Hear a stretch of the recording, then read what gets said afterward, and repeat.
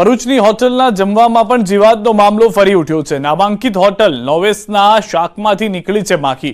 NH48 પર આવેલા વડદલા ગામ પાસેની નોવેસ હોટલની બેદરકારી।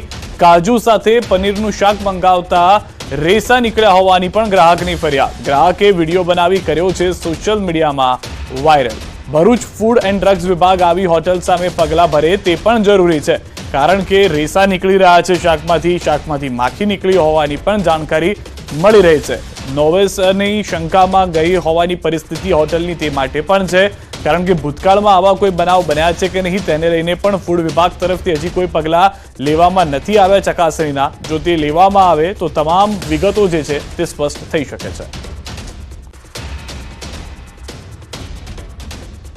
अन्य समाचारों पर नजर करिए। अमदावादના ગોમતીપુરમાં જાહેરમાં ખેલાયો ખૂની ખેલ। બેની જાહેરમાં હત્યા કરી દેવામાં આવી।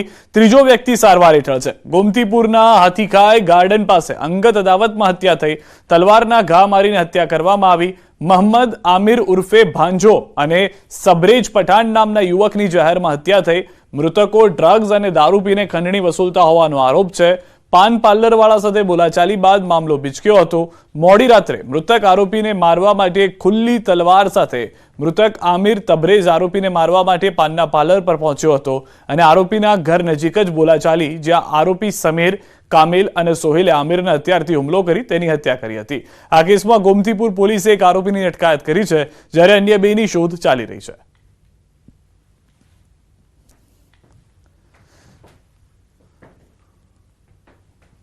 અમદાવાદના ગોમતીપુર વિસ્તારની અંદર ગત મોડી રાતે ડબલ મર્ડરની ઘટના સામે આવી છે। માત્ર એક માથાકૂટ થઈ પાનના ગલ્લા ઉપર અને આખો હત્યાનો ખેલ છે તે અહીં જોવા મળી રહ્યો હતો।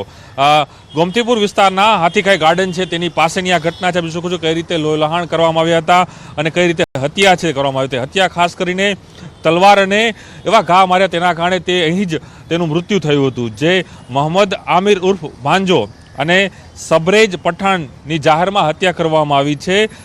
ગોમતીપુર પોલીસે સમગ્ર ગુનો હાલ નોંધ્યો છે અને માની શકાય કે બે આરોપી ગણવામાં આવ્યા છે। એક છે સમીર અને બીજો છે કમિલ। આ બંને સામે હાલ ગુનો નોંધી પોલીસે વધુ તપાસ હાથ ધરી છે। એક આરોપીની હાલ અટકાયત પણ કરવામાં આવી છે, પરંતુ સાથે એ પણ જાણવા મળી રહ્યું છે કે જે રીતે પાનના ગલ્લા પાસે વાતચીત થાય છે, ત્યારબાદ એક માથાકૂટ થાય। માથાકૂટની અંદર આખી જે ઘટના છે એ હત્યા સુધી પહોંચે છે અને આ બંને જે હત્યા થઈ છે બંને લોકો પણ ક્યાંક ને ક્યાંક ગુના સાથે જોડાયેલા હતા। મુખ્યત્વે તેઓ દારૂ અને ડ્રગ્સના ગુના સાથે પણ તેઓ જોડાયેલા હતા, તેના કારણે પણ પોલીસે વધુ તપાસ હાથ ધરી છે અને સાથે જ જે બે આરોપી છે તેમાંથી એક આરોપીની અટકાયત કરી વધુ તપાસ હાથ ધરી છે। ચોક્કસ એ માની શકાય ગોમતીપુર વિસ્તારની અંદર ગત મોડી રાતે ખાલી એક સામાન્ય એવી બાબતની અંદર આખો અંજામ છે તે હત્યા સુધી પહોંચી ગયો છે।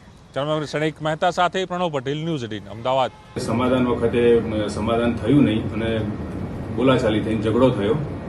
એ વખતે આ કામના જે આરોપી છે એને આ લોકોનો પીછો કર્યો, પાછળ પડી અને ઝપાઝપી દરમિયાન મરણ જનાર જોડેથી એની તલવાર આંચકી લઈ અને મરણ જનારને તલવાર માગી દીધી અને એનું મોત નીપજાવેલું છે। સાહેબ, સમાધાન માટે આ તલવાર શા માટે લઈને આવ્યા? મૃતકના નામ શું અને વિગત શું? મૃતકમાં એક આમિર ઉર્ફે ભાંજો છે અને બીજો છે તબરેજ ઉર્ફે તબ્બુ। આ બેના મોત નીપજેલા છે। સુરતમાં અસામાજિક તત્વોને નથી રહ્યો હવે પોલીસનો ડર। લાભેશ્વર આંબાવાડી પાસે અસામાજિક તત્વોનો આતંક। પોલીસ ચોકી નજીક જ 7 જેટલા માથાભારે લોકોએ વાહનોમાં તોડફોડ કરી હતી। સામાન્ય બોલાચાલી થતા બે રિક્ષા અને એક કારમાં કરી તોડફોડ। વાહનોમાં તોડફોડની ઘટના સીસીટીવીમાં કેદ થઈ। ગુનેગારો બેફામ બનતા સ્થાનિકોમાં ભયનો માહોલ છે। વરાછા પોલીસે હાથ ધરી છે તપાસ। રાત્રે 12 વાગ્યાના સુમારમાં 3 થી 6 ઇસમો આવીને ગાડીમાં તોડફોડ કરી ગયા। એક ઇકો કાર છે અને 2 રિક્ષા। એમના નામ ઠામ નથી ખબર। આગળની કાર્યવાહીમાં અમે પીશેરવાનને કોલ કરેલો 100 નંબર ઉપર। પીશેરવાન આવી તેના ફોટોસ લીધેલા છે અને પોલીસ સ્ટેશન જઈ ફરિયાદ કરવાની હતી, તો ફરિયાદની કાર્યવાહી અમે કરી।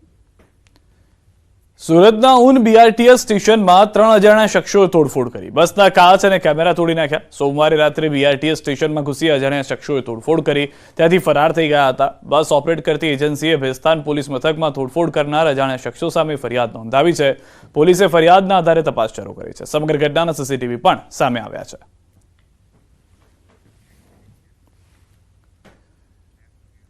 છોટાઉદેપુરના બોડેલી નજીક હિટ એન્ડ રનમાં બાઇક ચાલકનું મોત થયું છે. મેરિયા બ્રિજ પર અજાણ્યા વાહનની ટક્કરથી બાઇક ચાલકનું ઘટના સ્થળે જ મોત નીપજ્યું છે. બાઇક ચાલક માખણી ગામમાં એસબીઆઈ બેંકના મેનેજર તરીકે બજાવતો હતો ફરજ. માનકભાઈ પ્રજાપતિ છોટાઉદેપુરથી માખણી બેંક પર જતા હતા. તે સમયે અકસ્માત. બોડેલી પોલીસ સ્થળ પર પહોંચી શરૂ કરી તપાસ. 24 કલાકમાં મેરિયા બ્રિજથી સુસ્કાલ વચ્ચે 5મો અકસ્માત. બેફામ દોડતા રેતીના ટ્રકથી વારંવાર અકસ્માત થતા હોવાનો સ્થાનિકોનો આક્ષેપ છે.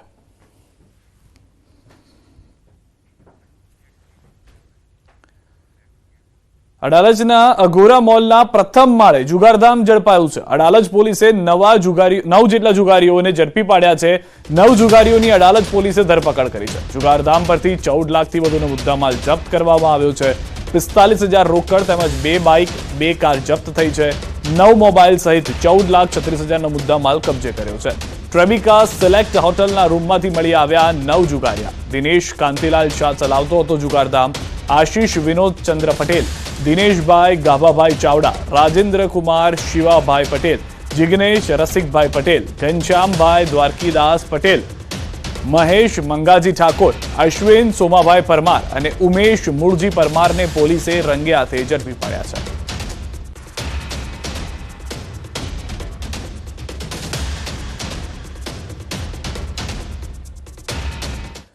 રાજકોટમાં વીજકર્મીને માર મારતો વિડીયો વાયરલ થઈ રહ્યો છે. હજુ લાઇટ કેમ રિપેર નથી કરી કહી અને માર મારવાની ઘટના જોવા મળી છે. રસિક ટીલાળા નામના વ્યક્તિ દ્વારા યોગેશ ચાવડા નામના વીજકર્મીને માર મારી ગાળો ભાંડવામાં આવી. શાપર પોલીસ મથકે એટ્રોસિટી સહિતની કલમ હેઠળ ફરિયાદ નોંધાવીએ છીએ તેવી પણ વાત કરવામાં આવી. સમગ્ર ઘટનાનો વિડીયો સોશિયલ મીડિયામાં વાયરલ થઈ રહ્યો છે.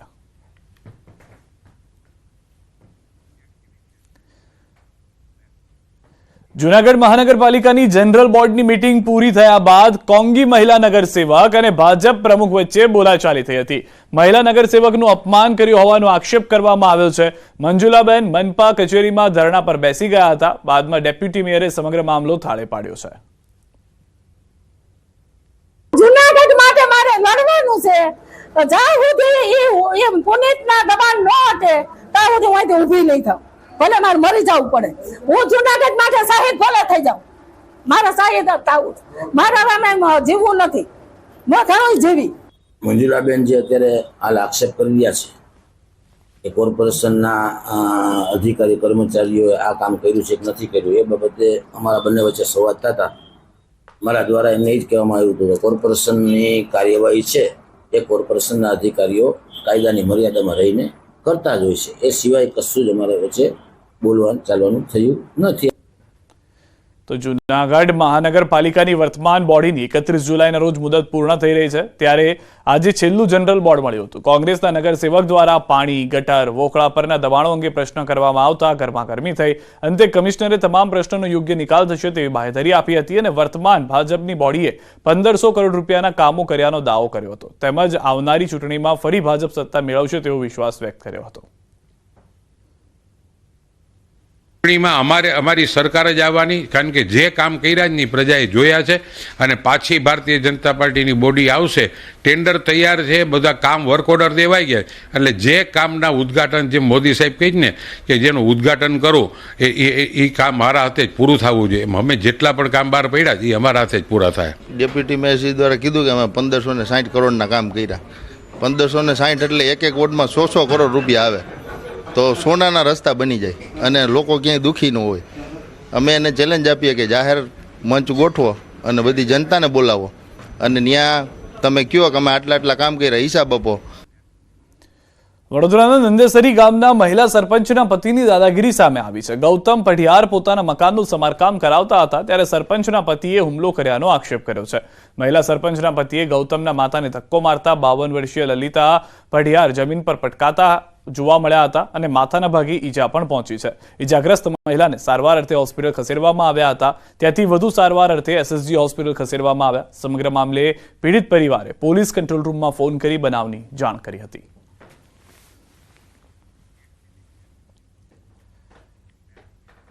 એનઆરઆઈના જિલ્લા આણંદમાંથી ફરી એકવાર નકલી માર્કશીટ બનાવી વિદેશ મોકલવાનું કૌભાંડ ઝડપાયું છે. આણંદના શૈક્ષણિક નગર વિદ્યાનગરમાંથી એસઓજી પોલીસે નકલી માર્કશીટ અને સર્ટીઓને આધારે યુવાનોને વિદેશ મોકલનાર અમદાવાદના એક શખ્સને ઝડપી પાડ્યો છે. એસપી સ્ટડી પ્લાનર LLP નામની ઓવરસીઝ ઓફિસમાંથી વિવિધ રાજ્યોની અલગ અલગ યુનિવર્સિટીની 90 બનાવટી માર્કશીટ તેમજ સર્ટીઓના દસ્તાવેજો મળી આવ્યા, જે સાથે પોલીસે સિદ્દીક શાહની અટકાયત કરી છે. આરોપી અમદાવાદના ભાવિન પટેલ તેમજ વડોદરાના મેહુલ રાજપૂત પાસેથી બનાવટી માર્કશીટ તેમજ સર્ટીઓ મેળવતો હતો અને જેના આધારે વિદેશ જવા ઈચ્છુક યુવાનોને વિઝા મેળવી આપતો હોવાનું સામે આવ્યું છે. જેના આધારે પોલીસે ત્રણેય વિરુદ્ધ ગુનો નોંધી વધુ તપાસ હાથ ધરી છે. આણંદ વિદ્યાનગર રોડ ઉપર આવેલ કૃષ્ણા સફર કોમ્પ્લેક્સના ચોથા માળે આવેલ એસપી સ્ટડી પ્લાનર LLP નામની કન્સલ્ટન્સીની અંદર સિદ્દીક શાહ નામનો વ્યક્તિ કન્સલ્ટન્સી ચાલુ કરી અને નાગરિકોને વિદેશ મોકલવાનું કૌભાંડ ચાલતું હોવાની હકીકત મળેલ હોય, જે આધારે પંચો સાથે સદર જગ્યાએ રેડ કરતા આ સિદ્દીક શાહના કબજાવાળી ઓફિસમાંથી કુલ 90 જેટલી અલગ અલગ માર્કશીટો મળી આવેલ છે.